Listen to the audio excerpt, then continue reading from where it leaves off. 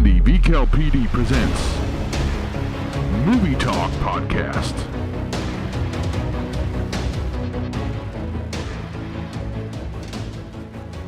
Hello, welcome to the 2Sweet movie show. It's Thursday, the 17th of May.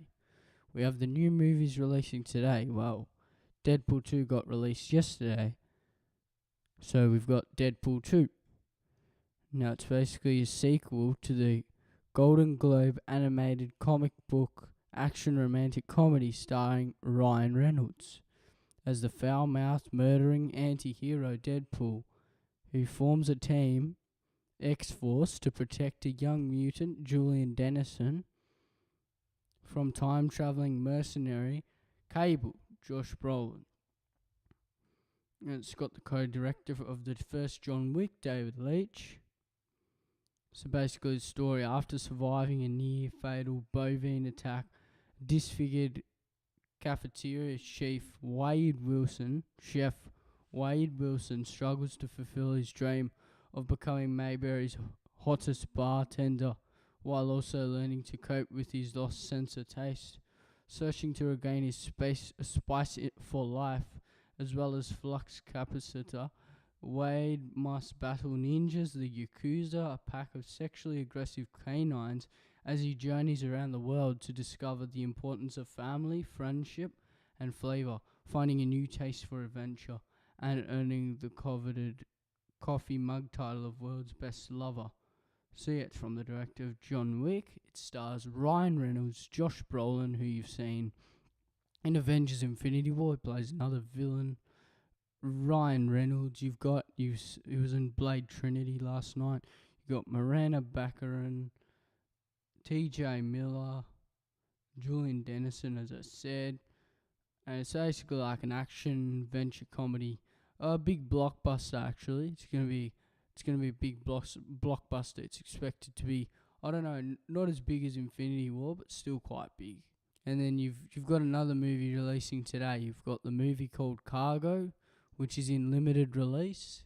It stars Martin Freeman from The Hobbit. It's basically an adventure movie, and it's based on a short story.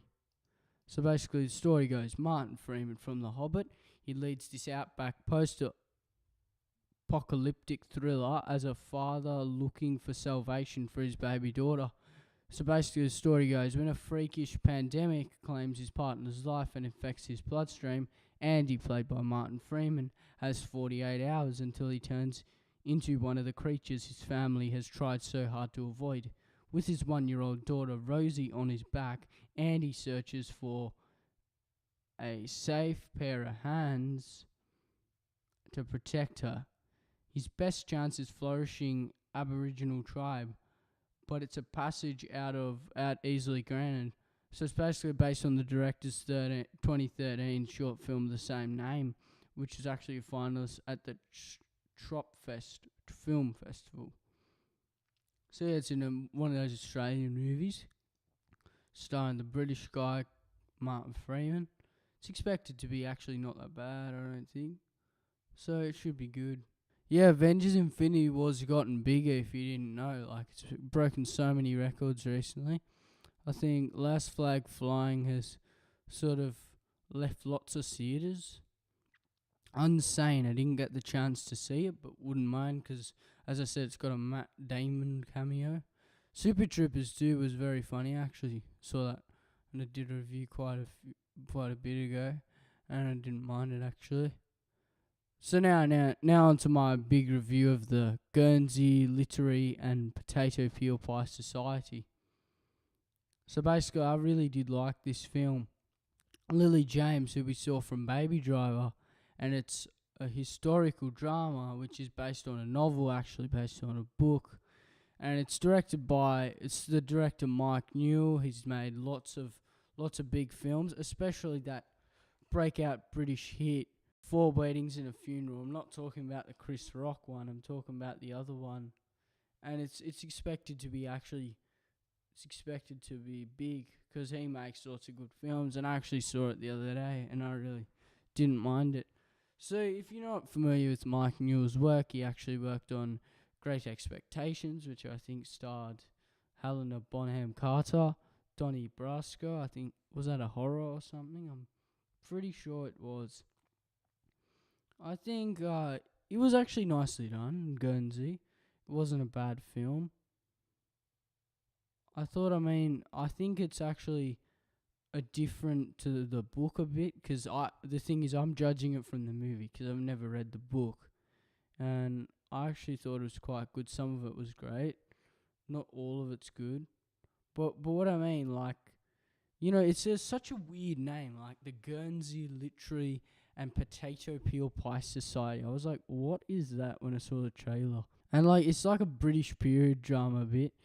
It's like 1940s. It reflects on the world like it's in the 1940s. And what I thought, it was filmed great. I thought the filming was done really nicely, and I thought the acting was done very good by Lily James, who we saw in Baby Driver. She did a great job, and it's a very historical mystery of a missing girl, and it's interesting. I really did like that bit. It wasn't a really bad movie, but it was a bit slow at times. I guess that's another thing. But basically, like, it's a big history movie. So, most people would be unaware that the German troops occupied the British Channel Islands of Guernsey and Jersey in 1940 to 45, and many of the children on the island were actually evacuated to England just prior to the occupation, and the invasion encountered virtually no military resistance. So under the Nazi rule, many islanders were sent to forced labour and concentration camps in Germany, and all farm produce was confiscated for military use. So basically, the film opens with a group of these people, and they basically, there's this thing which happens. They come out of curfew, and they enjoyed this roast pig and this gin stuff, and then after that, it's really weird, and then a tradition gets born by this scene, like, and then they go, oh, we're the Guernsey Literary and Potato Peel Pie Society. So then then you go to 1946, where we actually meet Lily James, who is played by Juliet Ashton. Well, her character's name is Juliet Ashton, and she's a really successful writer. She lives in London, and she needs some ideas for a new book. Matthew Good, her publisher, or what would you call it? She's got to have an idea. So then there's a wealthy American suitor, and she enjoys the giddy glamour of the British high society. There's actually rebuilding after the war. So basically, a letter from the member of the Guernsey Literary Society excites her interest, and she soon travels to the island to learn more. She becomes enchanted with the village life and the tranquility, and how each member of the society has their own wartime story to tell. And there's also a new romance where least expected, as well as guarded secrets and strong resistance to a book being written about them. So the plotline basically understates the multiple sub-stories that are a montage of wartime Guernsey, and they include dark themes. Some of them are actually quite dark. It actually is rated M for mature themes, so you can expect that. And it's all about the Nazis and all that, and the trauma of children who were separated from their families, and also uplifting themes about how literature can actually bring people together across time and space, and that certainly shows between the two characters. That was Mikkel Huseman and Lily James, and the other guy was Glenn Powell. Yeah, there's a bit of a thing between there. So basically, it's all about the Juliet and society members. So the film just like time frame shifts quite a bit, the editing and everything. And there are a lot of charming things about writing and novels and stuff, but the thing is, I'm more of a movie fan, so a bit of that stuff sort of didn't really do it for me, because I'm not a big book fan, but wouldn't mind reading a book sometime. So basically, the filming evokes the era with authenticity. And, what I thought, all the cast have done good. Like Lily James, Matthew Good, they're all great. And I thought it was like, you know, some might say that this story is actually told through a soft focused lens, meditated through the of Juliet's privileged life, and their self-indulgent curiosity about the lives of others. So basically, it's just like a melodrama, and what I think, it's a good detective story. You need to find out what's happening, and it's a study of survival under the wartime occupation, and it's also a tale of friendship between all these characters, and romance, and the love of books. So basically, that's what happens. That's how the story goes. I mean, and there's also some good big characters there. You've got Jessica Brown Findlay, Tom Courtney, Catherine Parkinson, Michael Huseman, Penelope Wilton, and there was a Matthew Good, Lily James. It's quite a number of big. There's quite a number of stars in this film, so you certainly won't be disappointed. And basically, that's how it's born, that weird name and stuff. They go eat stuff, and it becomes like a bit of a headache, but becomes like a stomach ache and everything. And I thought it was nicely done. It wasn't a bad thing, actually. It was a nice type of film, and I thought it was quite beautifully done on screen. Like, everything was pretty neat. And I thought, like, Mike Newell, I am sort of familiar with his work, and he actually has done a number. He's done about 82 movies and TV shows. He actually worked on Harry Potter and the Goblet of Fire. He directed Prince of Persia: The Sands of Time. He directed Four Weddings and a Funeral, which I most know him for. That great story with Hugh Grant, Andy McDowell, and Rowan Atkinson, which everybody just loved because it's actually hilarious. That film is quite nicely done. And he also directed Mona Lisa Smile, with Julia Roberts and Julia Stiles. He has also directed Great Expectations with Ralph Fiennes and Sally Hawkins. So quite a number of things he has done. And I thought he sort of did get it right with this one. So it's written by Kevin Hood. He did the screenplay. If you're not familiar with his work, he wrote A Royal Night Out. I know the film's been on ABC before. I think it's it's an Australian or British type of film. And he also wrote Becoming Jane. Now, that was actually a film starring Anne Hathaway, James McAvoy, Julia Walters, and Maggie Smith. Quite a great casted film, and it was a biographical portrait of Jane Austen and her romance with the Irishman, played by James McAvoy.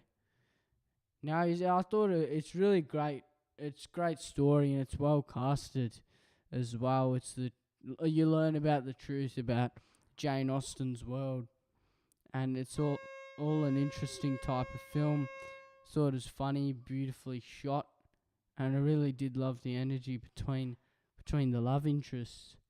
That would be a good film to check out if you aren't familiar with Kevin Hood's work. Thomas Beztua also wrote this. He has wrote Monte Carlo with not Sandra Bullock, Selena Gomez, and The Family Stone.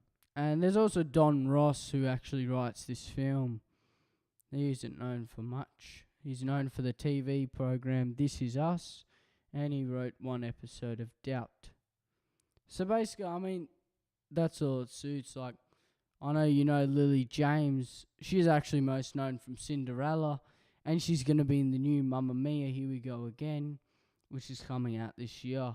She's also been in Burnt and quite a number of things. She's becoming a bigger actress. Matthew Good, he's also quite a big actor. He was in Leap Year, The Imitation Game, Most recently, he's been in The Crown, Allied, Downton Abbey as well. He's quite a big actor. And Michael Huseman, maybe I wasn't familiar with much of his work, but he's been in The Age of Adeline. I think I saw that a couple of years ago. He's actually known for Game of Thrones as well.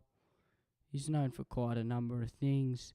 And then you got another famous face I recognise, Penelope Wilton, who played Jean Ansley in The Best Exotic Marigold Hotel, which was a very funny movie in 2011. If you're not familiar with the story, basically the British retirees, they travelled to India to take up residence in what they believe is a newly restored hotel, but it's actually less luxurious than advertised. And the Marigold Hotel slowly begins to charm it. So it's a very good type of story, this one. Best Exotic Marigold Hotel. It was very successful. It made them make a sequel. And the sequel, I don't think it was as good as the first one, but it certainly wasn't that bad either. It's directed by John Madden, and I think you would have known his work as he directed Shakespeare in Love, and he also directed Miss Sloane, The Debt, and Inspector Morse. Quite a number of things he's worked on, so I don't think it will be a bad film. I mean, I've already seen it, Best Exotic Marigold Hotel. It was all up to scratch.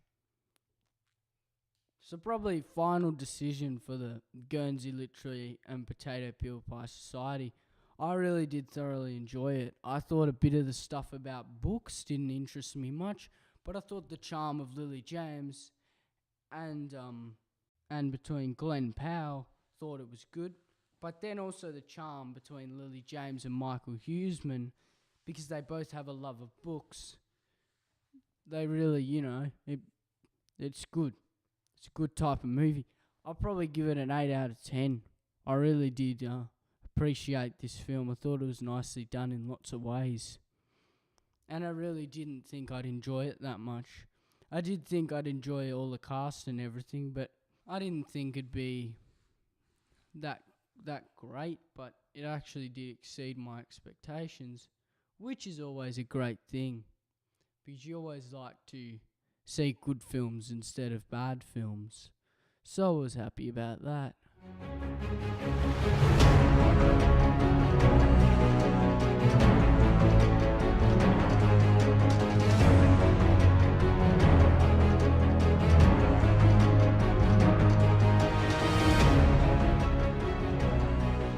Next movie I'm going to talk about is the Amitabh Bachchan comedy drama 102 Not Out. So basically it's an unusual story of father and son, and it's adopted from the successful Gujarati play by the same name. Now I actually saw this, so this is a review. Now Amitabh Bachchan plays a 102-year-old man, while Rishi Kapoor is his son playing a 75-year-old man. Now it's directed by Umesh Shukla. If you're not familiar with his work, he directed OMG, Oh My God. Now, Dattatreya Vakaria is Amitabh Bachchan, and basically he wants to break the record of a Chinese man who has lived 118 years.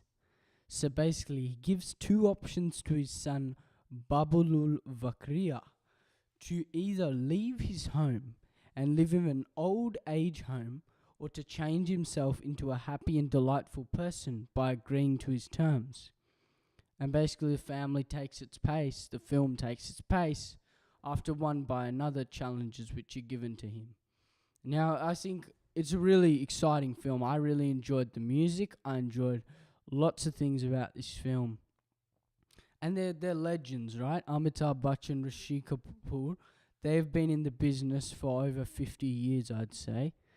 It's just massive, or even more than 50 years. They're just amazing people. Both of them amazing actors, and I was happy to see them on the same screen. Now, basically, they are back after 27 years. So I don't think they have been together before Amitabh Bachchan and Rishi Kapoor for 27 years.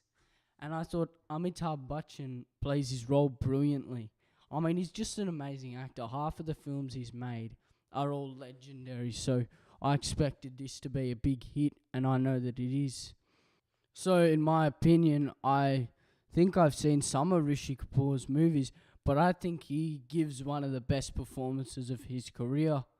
So the pair of them two, Amitabh Bachchan and Rishi Kapoor, they're fabulous. I mean, one more actor's there to entertain you, Jimit Trivedi.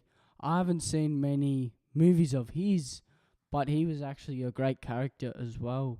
And he plays a character of Diru with great conviction. His wit is quite enough for audiences to laugh out loud, especially the scene of him describing bamboo trees. Yep, that was such a delight.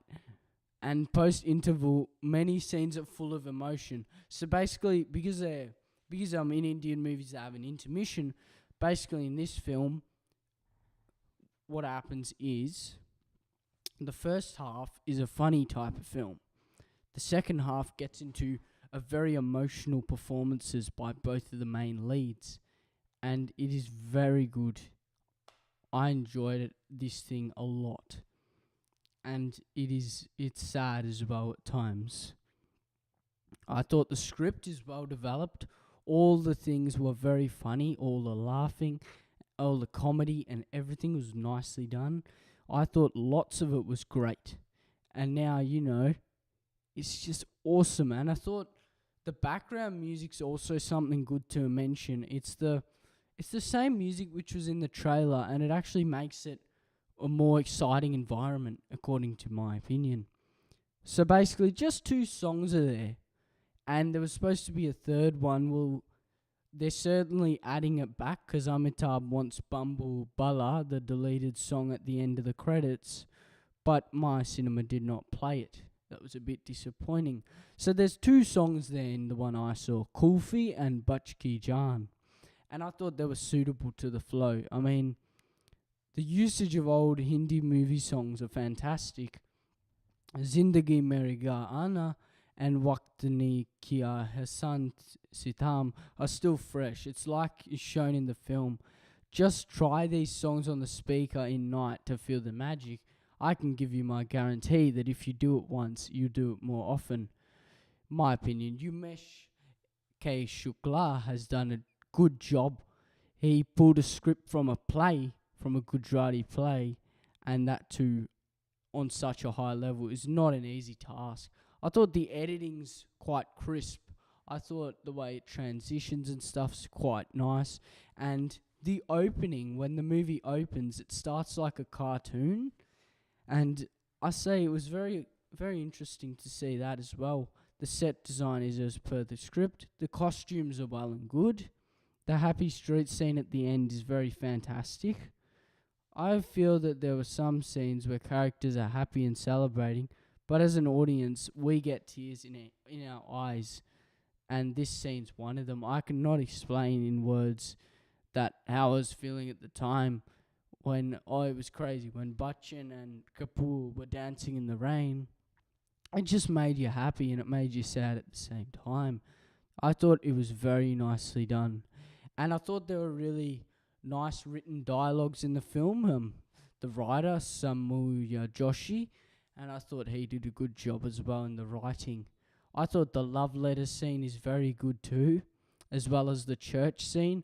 I must say here that Rishi Kapoor, he delivered a very strong performance, and I thought it was very, very good.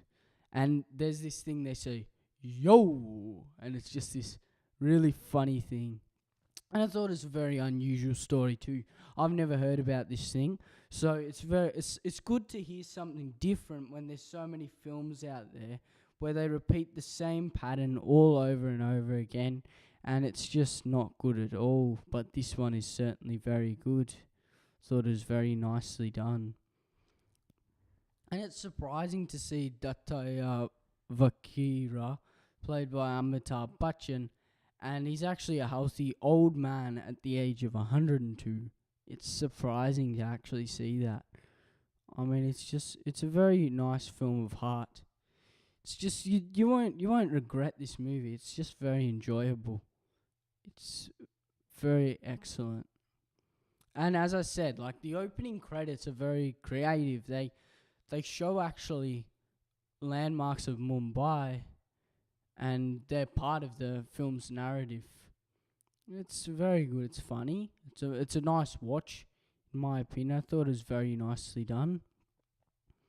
I thought it was a very great film. I think it's a good family film, so take your kids to see it because they'll just laugh their head off. It's very nicely done. Thought the performances, I mean, this one will stay with audiences for a long time. I thought it was very good, and it has a wonderful message about life as well. It has a very wonderful message. I'd probably give it a 9 out of 10. That finishes my review of 102 Not Out.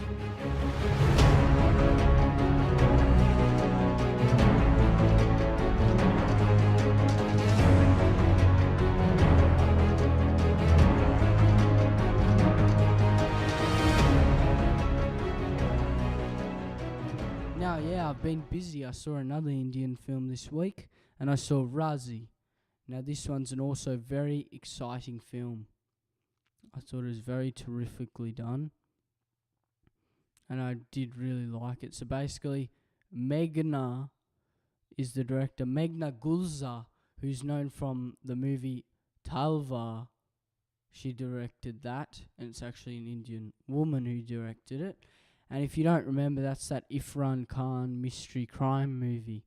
Now, she's done it again, and she's actually provided us with a great watch. Now, Alia Bhatt. Now, she's been in a couple of flops, and she's been in a couple of okay type of films. This is her first really great movie, which is something to actually be known for. So basically, it's based on an incredible true story. It's a tribute, this film, to the unknown heroes of our nation in wartime zone. Now, I thought, yeah, she directed that film Talvar in the past, which was actually nicely done. And this film tells a story about a normal and simple Indian girl, and Sehmat is her name, Sehmat, Sehmat, and basically her journey from being a daughter to a wife and to a spy. Now, I'm not revealing now because you'll get it at the end, because I don't want to reveal anything. I want a non-spoiler review. Now, basically, Sehmat, played by Alia Bhatt, she's an Indian spy married to a Pakistani military officer, played by Vicky Kaushal. And it's during the Indo-Pakistani War of 1971, on the order of her father. So, would she get success to pass on information from Pakistan to India without getting caught, and to help Indian forces to stop the war or fight back to Pakistan? For that, go and watch Razi. So basically, it's an adaptation of a novel called Calling Sehmat. And the screenplay has been written by Meghna and Bhavani Iyer. The dialogues are written by Meena, and there's lots of really nice dialogues there. It's really good. Now, I thought, in my opinion, if there was like this film should be nominated for an Oscar for Alia Bhatt's performance. It's a really nice performance she's delivered, an award-winning performance, and she deserves one. Now, for the first time, you see her crying, and in that scene, she's asking his officer about how to balance their life, emotions, and duty in war, because it's the toughest one. Vicky Kaushal is superb. He has less dialogues, but his silences speak more. The gun scene with Alia is the best scene of these two actors. Jaideep Alawat has done a commendable job. He's always good, but this time he's on another level, along with Rajit Kapoor and Soni Razdan. Now, the lyrics are done by Gulzar Sahib, and the music's done by Shankar Ashan Loy. I thought that was very good. Dil Baru is one of the songs which plays. It's a Kashmiri folk song about marriage. And then Razi's title track is very engaging, and I thought it suited the film. And the film is about 2 hours 18 minutes, but it didn't feel long at all. It felt like it was really strong, and especially the end. I was just glued to the screen. The thrilling, it thrills you, this film. It really does thrill you. And then there's this song which is sung by Ajit Singh, I think. It's a best song, Air Watan. It's a very nice song, and it was done nicely for this film. I thought it was very done well. And I sort of knew that this film would be great, but I didn't knew it would be that better. But I think this song actually made this movie better. So that song, Air Watan, I remember while I was just seeing scenes from the film, while I was watching the film, just in my head that song kept playing, Air Watan, Air Watan. It's just very catchy. And it touches your heart, this film. It's amazing. It's amazing, this film. Well, if a girl can go into this level for her father and her nation, what can you or I do at a current position? The question, I'm still thinking, I mean, the story, Courageous Girl, makes it a must-watch. You'll feel proud of such unsung heroes of your country and feel the emotions for them. Feel the tension of espionage. Feel the heart of the war, the heat of the war. And as they say, in the war, nothing is important than war, neither you nor me. Now, I thought she's a gifted director, Meena Gulzar. She's a very gifted director. She's does always those nice type of films. As we saw in Talvar, she's delivered another great film. This whole film's just very superb. It's done very well. The acting behind Alia Bhatt, it's not to be missed. I'd say it's just a film which is not to be missed. Sorry. And if you're expecting a big action movie for 140 minutes, you'll be very disappointed, because this is a spy thriller, and it also proves that you don't need action when you've got an actual engaging type of story. I thought, Alia Bhatt, she's very confident in this role. She's done a very nice job and should be an Oscar award for this one. Lots of American films which win Oscar awards are a bit mediocre, but they still win anyway. The thing is, if you get a good Indian film, I'd hope that this wins Best International Film, Best Foreign Film in the Oscars next year, because this is going to be just brilliant, or this year. Now, the songs are very deep, they're meaningful, and it's just a very big spy thriller, and it's just not to be missed. I mean, it's just very good. It shows patriotism. And the performance, I mean, Alia Bhatt is just perfect for this role. She does all the great things, and the dialogues are great. I mean, it's just very nice. It's got the soulful music, which actually suits the film and compels the audience. It's done very nice. I really did really like this film, and I'm certainly going to think that it's a good watch, and I'd recommend it to lots of people, actually. And she's been making great films. She made great films, Meena Gulzar. Maybe in the past she made a couple of flops, but she's actually made a good film this time. Now, basically, it's all a story about Indo-Pak border in 1971. And she's basically a recent university graduate, and her name's Semet. And then she's under the authority of her father named Hidayat Khan, who's actually an intelligence figure of the Indian government. Now, she has to go through training and manages to qualify for the position of a spy. She gets married to Iqbal Saeed, who's a rogue Pakistani army officer, as part of the mission.